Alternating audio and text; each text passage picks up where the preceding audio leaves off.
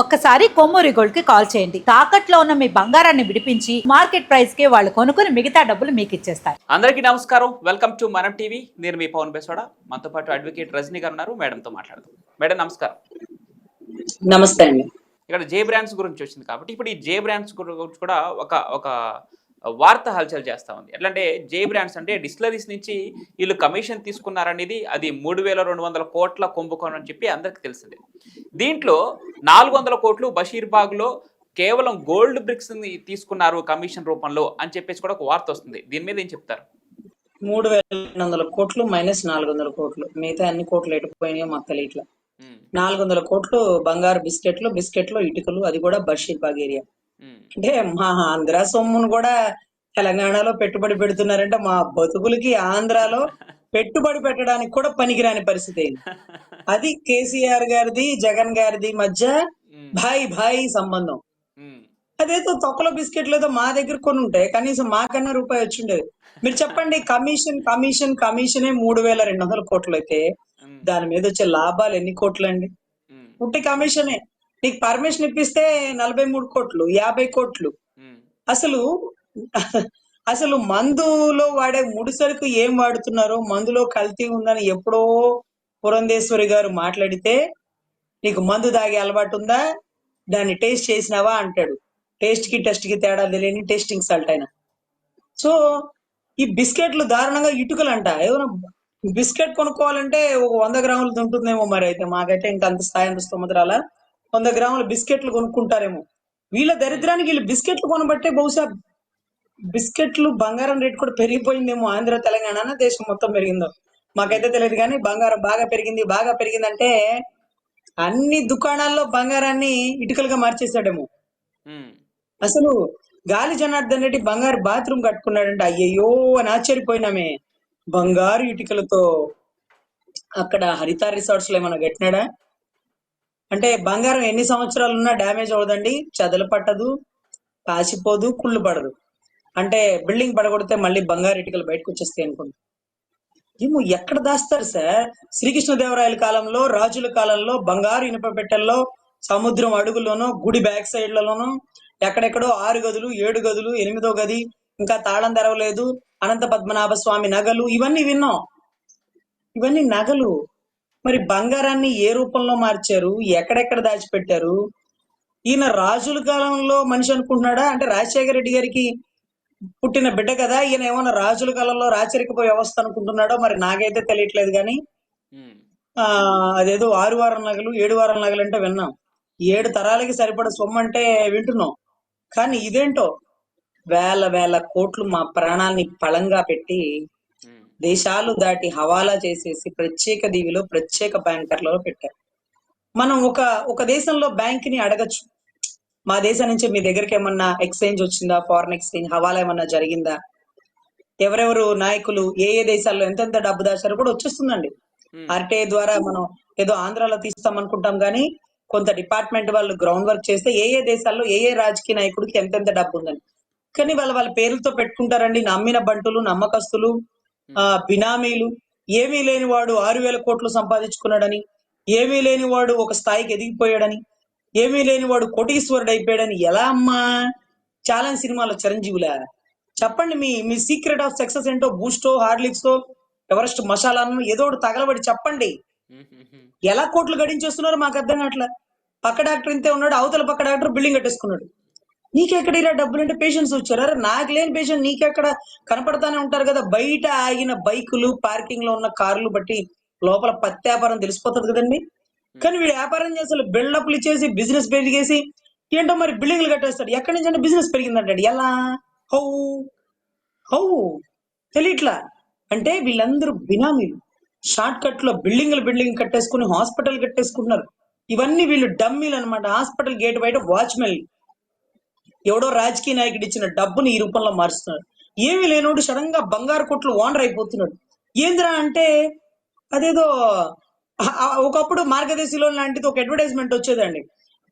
ఇప్పుడు ఎలా ఎదిగిపోయామంటే నేను కూడా మోపెడ్ కొనుక్కున్నాను, నేను కూడా మార్గదర్శిలో చిట్ ఫండ్స్ వేసాను అని ఒక అడ్వర్టైజ్మెంట్ వచ్చేది. అంటే మార్గదర్శిలో చిట్ ఫండ్స్ వేస్తే అంటే చిట్టి ముందు పాడేస్తే ఆ డబ్బులతో ఏదో ఒకటి కొనేసుకోవచ్చు అని ఒక దానికి ఎగ్జాంపుల్ అండి.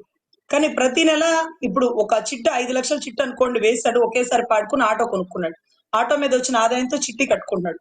ఉమ్, ఇప్పుడు ఆటో చిట్టి, ఆటో చిట్టి, ఆటో నుంచి ఇంకో దానికి వెళ్తాడేమో, 2 ఆటోలు కొనుక్కుంటాడేమో. 20-30 ఆటోలు ఒక చిట్టికి ఎలా కొనుక్కుంటాడు? ఉమ్, ఆటోలు మారి లారీలు ఎలా కొంటాడు? ఏంటి ఈ షార్ట్ కట్ మెథడ్? నీ అకౌంట్ లో 50,000 ఉంటే ఎక్కడి నుంచి వచ్చినాయని మమ్మల్ని అడుగుతారే. వేల కోట్లు ఎట్లా సంపాదించారు? ఆ ఛాలెంజ్ సినిమా స్టోరీ తీసి వాటిని కథా స్క్రీన్ ప్లే దర్శకత్వం వేసి ఒక సినిమాలో చూపించండి. ఎందుకంటే మేము కూడా వాళ్ళలాగా కోటీశ్వరులు అయిపోతున్నాం, అవ్వాలనుకుంటున్నాం.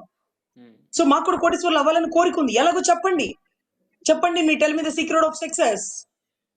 దారుణం అంటేనండి ఈ బినామీలను కొట్టాలి వాళ్ళ డబ్బులు దాచిపెట్టడానికి.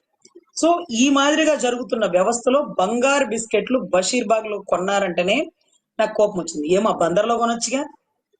మా బందర్ పనికిరాదా? మా బందర్ ఎప్పుడు పిచ్చి సొమ్ములకేనా? బంగారు బిస్కెట్లు మా బందర్లో అమ్మొచ్చు కదా. ఉమ్. బంగారు బిస్కెట్లు మాత్రం బషీర్బాగ్ లో, బంగాళదుంపల వ్యాపారం పిచ్చి బంగారం మాత్రం మా బందర్లో పెట్టాలా? అంటే మీకు రాజకీయాలు చేయడానికి మా ఆంధ్ర కావాలి, ఉమ్, కానీ మీరు వ్యాపారాలు చేసుకుని ఎదగడానికి మాత్రం మీ తెలంగాణ లేకపోతే అదేంటది బషీర్బాగ్ ఏరియా కావాలి. సో 400 కోట్లు అక్కడ ఇక్కడ ఆ రూపం ఈ రూపం అని వెతికినాం గానీ 3,200 మైనస్ 400 కోట్లు మిగతా ఒక్క మూట దమ్ముంటే పట్టుకో షకావతో, పట్టుకుంటే వదిలేస్తా సిండికేట్. నాకు తెలిసి ఆ హరిత రిసార్ట్స్ లో ఏదైనా కట్టడానికి పడగొడితే ఆ బంగారు ఇటుకలు దొరికే అవకాశం ఉంటుందండి. ఎందుకంటే మీరు ఆశ్చర్యపోకండి, మీరు నవ్వకండి. గాలి జనార్దన్ రెడ్డి గారు బంగారు బాత్రూమ్ కట్టించినప్పుడు దానిపైన కూడా బంగారు కలర్లు ఏం లేదు, పైన పైన పూతండి, అదేం లేదండి. అంటే పడగొడితే వచ్చింది బంగారం. ఉమ్, తొడగొట్టి చెప్పాడు. ఈ రోజు గాలి జనార్దన్ రెడ్డి గారు 7 ఏళ్ళు జైలు శిక్ష అనుభవిస్తూ ఆయన జడ్జిమెంట్లు ఇచ్చే జడ్జిలను కొనేస్తూ పాపం వాళ్ళ జీవితాలు కూడా రిస్క్ లో పడేశారు. వాళ్ళ పనిని కూడా వాళ్ళకి చేసుకుని కన్నా వాళ్ళకి కూడా ఎరైశారు. నీకు ఎంత ఇస్తాం, లేకపోతే చంపేస్తాం, డబ్బు తీసుకొని ఈ పని చేయ, లేకపోతే చంపేస్తాం, మీ పిల్లల్ని కిడ్నాప్ చేస్తాం, ఈ మాదిరిగా బెదిరించి వారిని కూడా ఇబ్బంది పెట్టారు. ఇప్పుడు ఏమైంది? సూర్యుడు ఉదయించినాడు, మళ్ళీ అస్తమించినాడు. ఉమ్. అస్తమించలా గాలి జనార్దన్ రెడ్డి గారు శిక్ష వేసేటప్పుడు నాకు తగ్గించండి సార్, నేను సేవలు చేసినాను సార్. ఏ సేవ చేసినావు అమ్మా? ఏ సేవ చేసినావు? నేను చాలా రాజకీయాల్లో ఉన్నావు. ఏ ఏ ఏ పార్టీలో ఉన్నావు? ఏ పదవులు అధిరోహించో, ఎలా గెలిచినావు? ఆ డబ్బు ఎక్కడి నుంచి వచ్చింది? అసలు పంచర్లు వేసుకుంటాడా లేకపోతే ఒక పెద్ద అంటే అసలు అసలు గాలి జనార్దన్ రెడ్డి ఎక్కడి నుంచి వచ్చినారో మీరు ఒక్కసారి గమనించండి. రాజశేఖర రెడ్డి గారు ఒక ఒక ఏదో జుబ్లీస్ బంజారాస్ లో ఒక ఇంట్లో సరైన కాగితాలు కూడా లేక పార్టీని నడిపించడానికి ఇబ్బంది, ఆ కాగితాలు బ్యాంక్ లో పెడితే అక్కడ కూడా వర్కౌట్ అవ్వక అప్పుడు సీఎం చంద్రబాబు గారి ప్రభుత్వంలో నాకు ఈ అవకాశం కల్పించండి, లోన్ పెట్టుకొని డబ్బు తీసుకొని పార్టీ నడిపించుకోవాలన్న వ్యక్తి వేల కోట్ల అక్రమ స్కాముల్లో దొరికేశారు.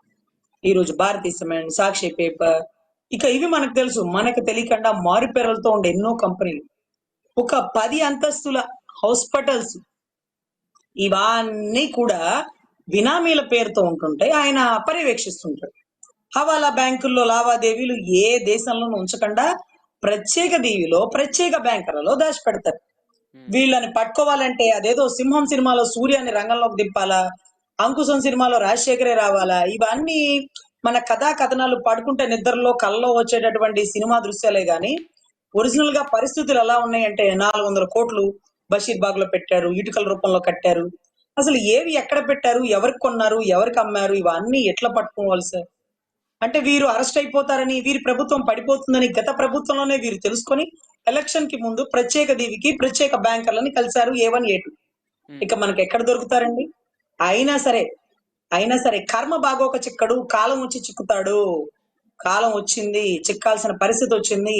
మీ పాపం పండింది, శిశుబాలులా 99 తప్పులు అయిపోయినా ఇంకో 100 తప్పేమో చూద్దామండి. What ever it may be. ఈ బంగారు ఇటుకల భాగవతం, కల్తీ సారా, నాటు సారాతో చనిపోయినటువంటి 26 మందికి నార్మల్ మరణాలు ఉంటా. అసలు ఎలా మాట్లాడుతున్నారు? టెస్ట్ చేస్తే జే బ్రాండ్స్ మందు కల్తీ కూడా బయటకు వస్తుందనా? కల్తీ సారా తాగి 26 మంది జంగారెడ్డిగూడెమే ఎందుకు ఎంచుకున్నారు? జంగారెడ్డిగూడెం ఫారెస్ట్ ఏరియా, అక్కడ నాటు సారాలు తయారు చేస్తుంటారు. సో చాలా దారుణం. ఈ కెమికల్ ఎందుకు కలిపినారు? కిక్ వస్తుందనా? ఉన్న మనిషి ఎంతో ఎత్తుకు ఎదిగి అదేంటది పైకి ఎగిరి ఎగురుతుంటారు సార్. తాగిన వాళ్ళు గంతేస్తుంటారు. ఇవంతా వాళ్ళల్లో ఉండేటటువంటి ఒక కెమికలైజేషన్, ఒక ఆల్కహాలిక్ లో మిథైలిక్ లేకపోతే ఇథైల్ ఆల్కహాల్, ఇవన్నీ దేంట్లో వాడతారు? ఎంత కెమికలైజేషన్. సో ఇవన్నీ what ever it may be అండి. గత 26 మరణాలకు కానీ ఇప్పుడు టాస్క్ ఫోర్స్ 3 అధికారులతో వేయడం జరుగుతుందండి. సెబ్ కూడా దీంట్లో ఇన్వాల్వ్ అవుతుంది. అంటే శాండ్, ఇసుక, మైన్ వీటిల్ అన్నిట్లో వచ్చేస్తుంది కాబట్టి ఆ మందుకు సంబంధించి కూడా సెబ్ ఉంటుంది కాబట్టి ఆ సెబ్ అధికారులు కూడా దీంట్లో పూర్తిగా పర్యవేక్షిస్తున్నారు. తర్వాత పోస్ట్ మార్టం రిపోర్ట్స్ కూడా వచ్చినాయి. వీటిని దృష్టిలో పెట్టుకొని ఇవే కాదు, బలవంతంగా లాక్కున్న డిస్టిలరీస్, అంటే వీళ్ళేం డిస్టిలరీస్ కి పర్మిషన్ ఇవ్వలేదు, వీళ్ళేం డిస్టిలరీస్ స్థాపించలేదు. కానీ గత ప్రభుత్వం ఇచ్చినటువంటి డిస్టిలరీస్ ని బలవంతంగా లాక్కొని బెదిరించి పీక మీద కత్తి పెట్టి క్వాలిటీ తయారు చేసే మందులో క్వాలిటీ లేకుండా కెమికలైజేషన్ కలిపి వారితోనే బలవంతంగా మందు తయారు చేపించి ఇది నా హయాంలో కాదు, నేను పర్మిషన్ ఇవ్వలేదు, ఈ ఈ డిస్టిలరీస్ నాది కాదు, గత ప్రభుత్వంది, గత ప్రభుత్వం వారు పర్మిషన్ ఇచ్చారు, అవును అప్పుడు పర్మిషన్ ఇచ్చారు, అప్పుడు క్వాలిటీతో తయారు చేస్తున్నారు. మీరు బలవంత పెట్టి భయపెట్టి డిస్టిలరీస్ లో కెమికలైజేషన్ కలిపి నాటు సారా లాగా జే బ్రాండ్స్ సారాలు కూడా తయారు చేసేసి జనాల ప్రాణాన్ని పలంగా పెడుతున్నారు. అంటే వీటన్నిటిని తవ్వే కొద్ది వెలుగులోకి వచ్చే నిజాలండి. దులుపుకోవడానికి వారి దగ్గర కూడా చాలా చాలా తప్పుడు సమాచారాన్ని కూడా దగ్గర పెట్టుకున్నారు. కానీ లోతైన దర్యాప్తు చేస్తే మాత్రం ఖచ్చితంగా వెలుగులోకి దొంగలు వస్తారు, ఈ దుర్మరణానికి కారణమైన వారు కూడా వస్తారండి. Right madam, right right. Thank you madam, thank you so much. నమస్తే.